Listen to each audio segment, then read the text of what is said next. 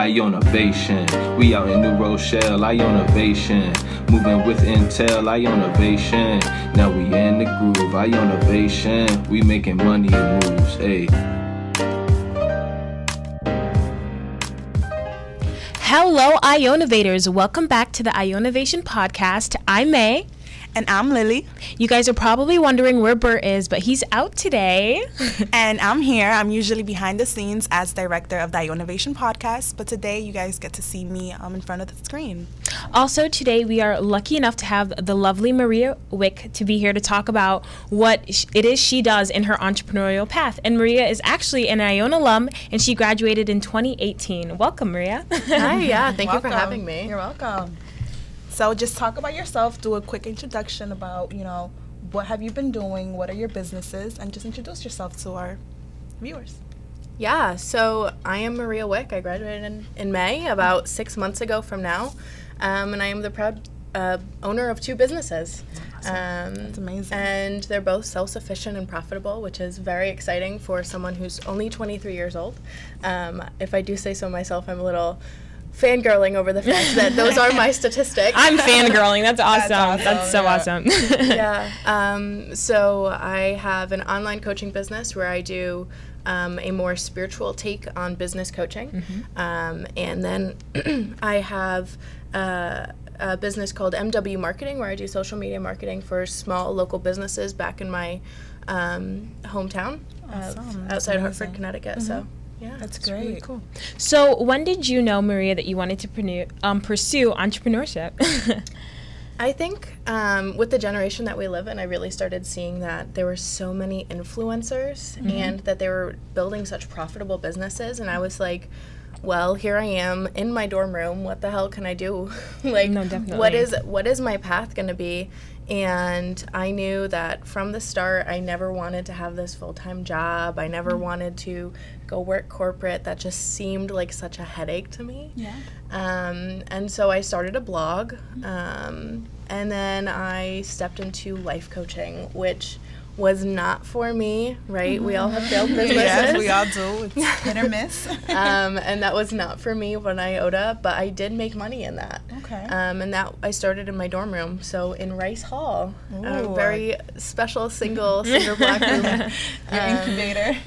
Yeah, and then I stepped, I transitioned and I stepped into intuitive business coaching using my natural abilities with strategy. Mm-hmm. And then only about a month ago, I decided to open up a local branch of that, which would be the MW Marketing, mm-hmm. Teaching social media and doing management and consulting for local businesses. So it's been a quick progression, but mm-hmm. in the grand scheme of things, it's a very short period of time. Of course. Yeah. So we just graduated 6 months ago and two businesses.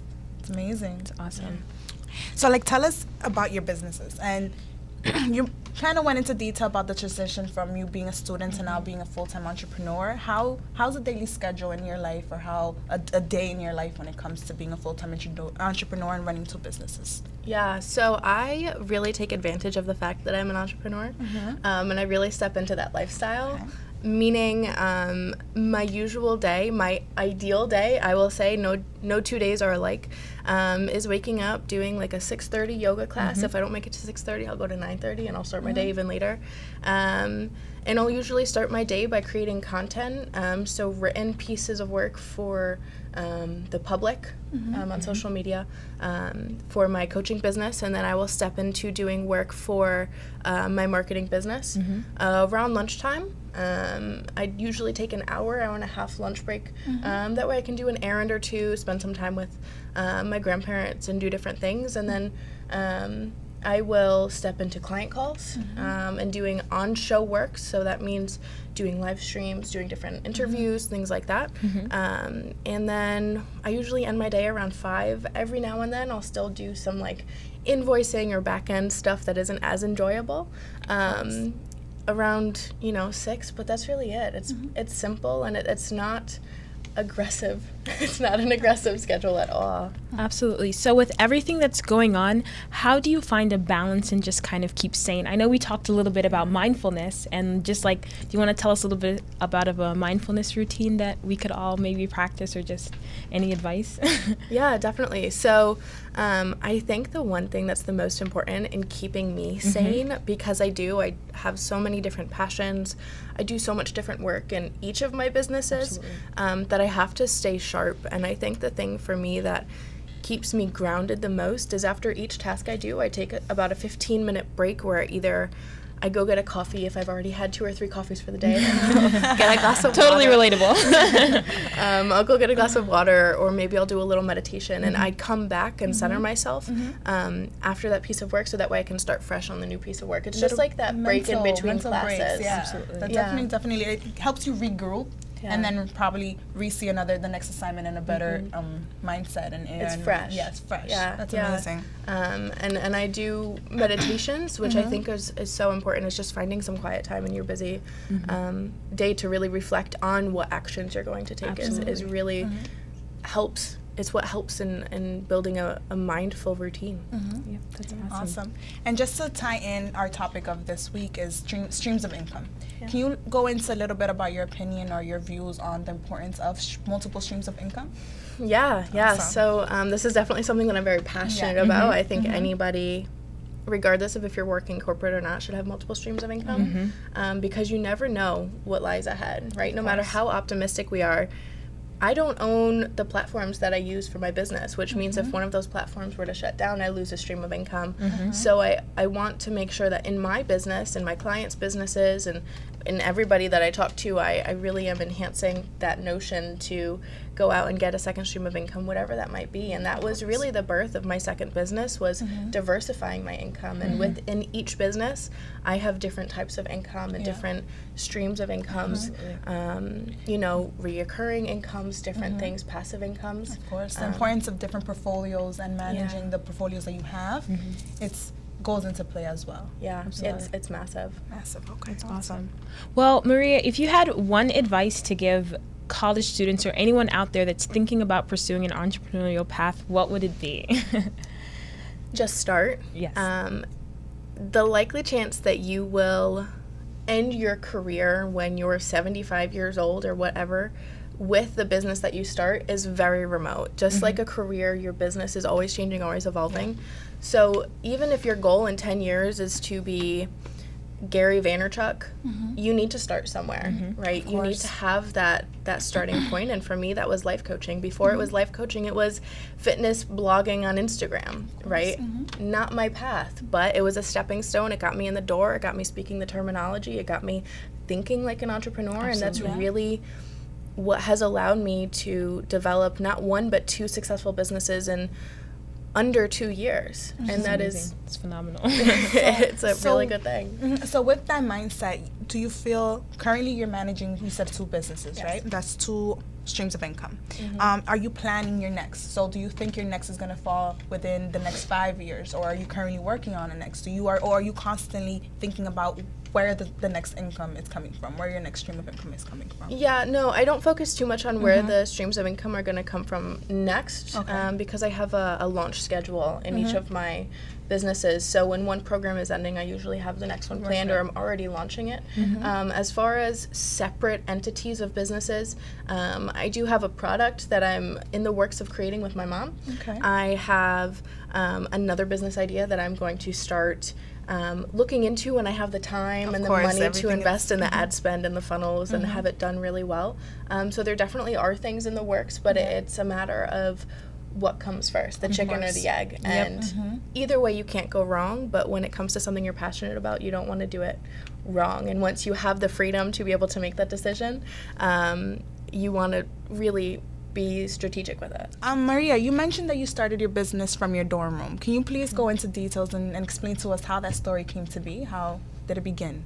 Yeah, so as I mentioned, I had a Instagram influencer type of thing going, where I gained 2,000 followers in 2 months, so that was a pretty rapid growth. And that was in March of 2017. So that was my junior year at Iona. And then in the fall of 2017, so my senior year, I had already transitioned that to a formal blog. In October, I decided to start life coaching. I believe it was like October 13th. And I was working 2 part-time jobs, one on campus, one as basically a full-time nanny in the local town next door. And I literally just got on one day on a live stream, and I was like, hey guys, I'm a life coach now. I didn't know what that meant. I didn't really know what a life coach was. I knew that I helped people by speaking. I knew that I had a really soothing voice for people, and people always resonated with that. I had no idea where that was going to take me. I didn't think big picture. I didn't think that it would be like, oh, you're never going to have to go get like a real job. I never thought that was going to be a reality for me. But then, you know, I started making money. I shifted and shifted into a different line of work in that coaching business. And a bit of a pivot. Yeah, I pivoted. And then I ended up where I am in the intuitive business coaching. And I think my humble beginnings of really not having any time to do work in my business. I mean, when I started my business, I was working maybe an hour or 2 a day, and that was including posting during classes, which is not recommended. Posting during classes, I was doing live streams in my car, like outside of work, which like is on a roll. I was working, I was taking sales calls while nannying. Right, the kids were doing their homework and I would get on a call and do different things, and being active in that sense and having to really man it allowed me to work less but work harder, because I'm able to manage my time. And so when you're thinking about starting a business in college, don't say you can't because of the time, because that's literally just the most limiting belief that you can have, because there's never going to be the right time. It's absolutely. Never. And our most key time is now too. You know, we have time to be able to manage in 2 hours while we're doing this and doing whatever activities that we're doing on a day-to-day to be able to make time, you know? No, and honestly, it was that decision on that one day, on that whim, was literally the spark that has changed the entire course of my life. Of course. And it's just that simple as I opened up my Facebook, I clicked go live, and I said, hey guys, I have an announcement. And I was shaking. I was so nervous. I couldn't even like put out a sentence. I regretfully had deleted the video. I wish I still had it, because I would share it like, guys, this is how I started. This is where it began.